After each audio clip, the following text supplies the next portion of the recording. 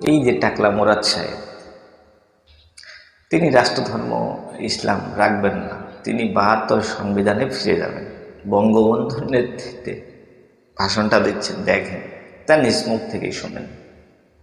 আমাদের ইসলাম আমাদের রাষ্ট্রীয় ধর্ম না, এটা বিশ্বাস করি না। ৭২ সংবিধান, ওই সংবিধানেই আমরা ইনশাআল্লাহ ফেরত যাব। মাননীয় প্রধানমন্ত্রীর নেতৃত্বে মহান জাতীয় সংসদে ইনশাআল্লাহ এই বিল আমরা পাস করব। এখন সংসদে এটা নিয়ে বিরোধিতা করবে এমন কোনো আমার মনে হয় না প্রতিপক্ষ আছে। আর যারা করবে তারা তো বিরোধিতা করার জন্য করে। যেমন আপনি বলেন ব্যারিস্টার রুমিন ফারহানা, তো এদের সম্পর্কে আমার কিছু বলার ভাষা নাই। তো হারুন সাহেব আয়াত সুরা বইলা একটা ভণ্ডামি বাটপাড়ি বক্তব্য করে। তো এরা যখন বলবে কেন ইসলাম ধর্ম থাকবে না, ইসলাম পবিত্র ধর্ম, জামাত ইসলামের আমিরের মতো করে, গোলাম আজমের মতো করে, ওই মতিউর রহমান নিজামীর মতো করে তখন হারুনুর রশিদ সাহেবরা বক্তব্য দেয়, তখন ওইটা কার ভাল লাগে শুনতে? মাননীয় প্রধানমন্ত্রী ওদের বক্তব্যের উত্তর ঠিক মতো দিতে পারে, আমরাও পারি, আমরাও কথা বলবো সংসদে। জাতির পিতা বঙ্গবন্ধু শেখ মুজিবুর রহমান যে সংবিধান লিখে গিয়েছেন, এই ব্যক্তি মনে করছিল যে ক্ষমতা পাইছি আর পাবো, এই ক্ষমতা মনে হয় আর যাইতো না, কিন্তু আল্লাহ ওর শিক্ষাটা ঠিকই দিয়েছে। এই ব্যক্তি ছিল একটা নাম্বার লুচ্চা। নায়িকা মাইয়া মাহির কল রেকর্ডটাও আপনারা শুনছেন। এরকম একটা রেকর্ড নাকি ফাঁস হয়েছে, এরকম অসংখ্য। ওর যেটা ভালো লাগতো সেটাই ও করত, বিকজ ক্ষমতা আমার হাতে।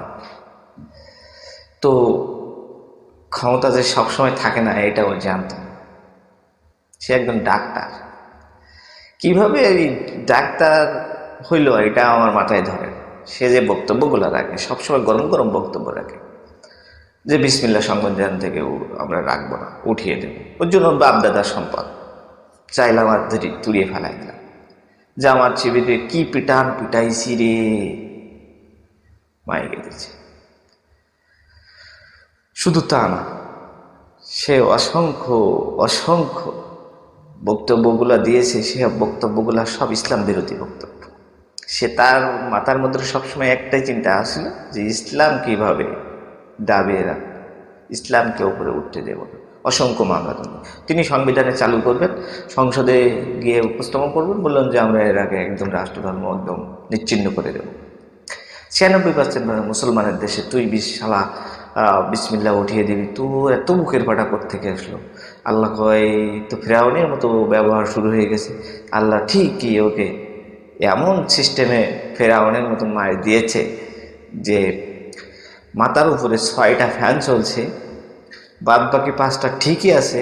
একটা ফ্যান ছিঁড়ে ওর চাঁদের ঘরে পড়ে ওর টাকটা ফুট হয়ে গেছে। সাংবাদিক যখন ওর কাছে জিজ্ঞাচ্ছে যে কি অবস্থা, তখন বলছে দেখলো বাকি 5টা ফ্যান ঠিকই চলছে, 6 নম্বর ফ্যানটা কীভাবে যে আমার মাথার ভার পড়লো ও নিজেও জানে না। ও বলতেছে ওর এখনো পর্যন্ত হুঁশ হয় নাই যে ওই ফ্যান কে ফেলাই গেছে। আল্লাহ ফেরেস্তা পাঠাইছে, ফেরেস্তা খুলে দিয়েছে, তাই পড়ছে।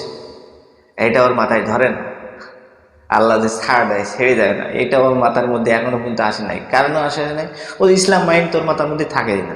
ও সব সময় চিন্তা ভাবনা হচ্ছে মানে শয়তানি চিন্তা ভাবনা। তো জানবে কিভাবে যে আমার মাথায় কিভাবে পড়বে? শুধু তাই না, তার বউ তাকে ডিভোর্স দেওয়ার কথা বলছে, এমনকি তার সাথে থাকে না, তার একটা সম্পর্ক নষ্ট হয়ে গেছে, সেটাও আপনারা দেখছেন। তার বউ যে নিজে যেই মামলা করছিল, ও যখন এই কুকীর্তি করলো, যখন ওর প্রতিমন্ত্রী বাদ দিল শেখ হাসিনা, এটা একটা চাই যে বাদ না দিলে আমি দেশ কন্ট্রোল করবো কিভাবে। তা কিছুদিন যাবত মনে তুমি একটু ঠান্ডা হয়ে থাকবে, এরকম সিস্টেম এটা করছিল। যখন ওকে ওর থেকে অবসর দেওয়া হলো, তখন ওই রাতেই ও কি করলো, কানাডার উদ্দেশ্যে রওনা হলো। ও দুবাই যেয়েও ঢুকতে পারে নাই, কানাডায়ও যেয়ে ঢুকতে পারে নাই। কেন পারে নাই? ওর নামে অসংখ্য মেল আগে থেকে চলে গেছে কানাডায়, দুবাই, যার কারণে এই লুচ্চা ঢুকতে পারে নাই।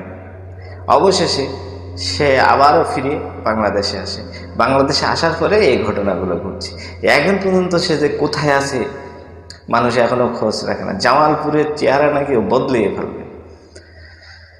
এখন তো ওর চেহারায় মানুষ বদলে ফেলবে ওকে যদি পায়। এখন ওই মালটা কোথায় আছে ওকে অবশ্যই খুঁজে বাইর করতে হবে, খুঁজে বাইর করে ওকে আইনের আওতায় এনে ওকে অবশ্যই অবশ্যই শাস্তি দিতে হবে। এই টাকলাকে অবশ্যই এর টাক ফাটানো জবাব দিতে হবে।